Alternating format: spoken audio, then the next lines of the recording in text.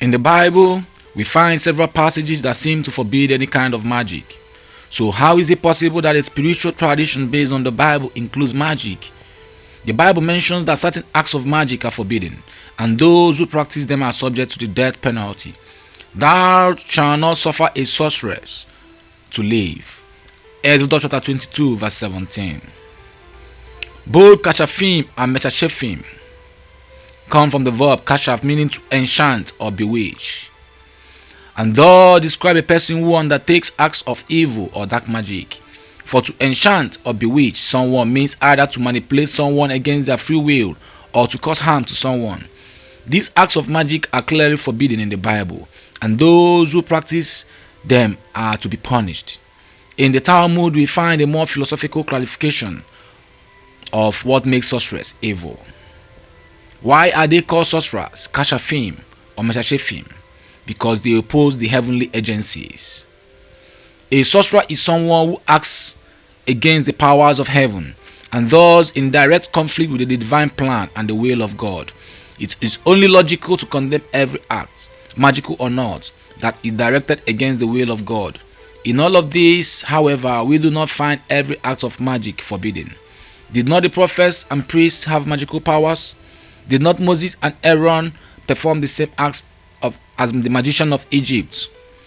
And Yahweh spoke unto Moses and unto Aaron, saying, When Pharaoh shall speak unto thee, saying, Show a wonder for thee, then thou shalt say unto Aaron, Take thy rod and cast it down before Pharaoh, and it become a serpent.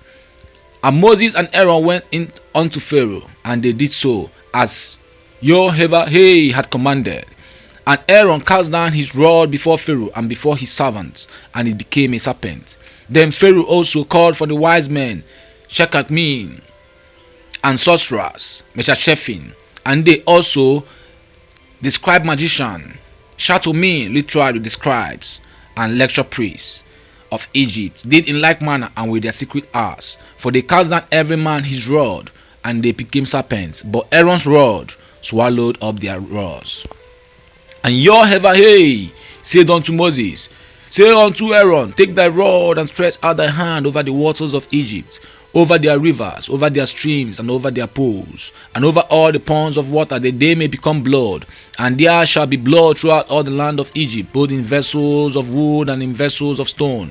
And Moses and Aaron did so, as Yahweh had commanded. And he lifted up the rod and smote the waters that were in the river, in the sight of Pharaoh, and in the sight of his servants. And all the waters that were in the river were turned to blood, and the fish that were in the river died.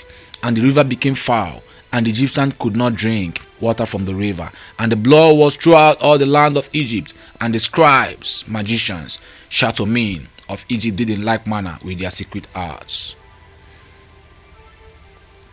These are more of these powerful magical powers. You will notice here there is no difference in what Moses and Aaron did to the magician and sorcerers, except that Moses and Aaron acted on behalf of God, while the sorcerers tried to act against the divine will. Consequently, Moses and Aaron were superior. Thus, we learn that magic is not forbidden in general, but only if it is not in harmony with the divine will. This view is also supported by the Talmud. Stay blessed. For more coming your way.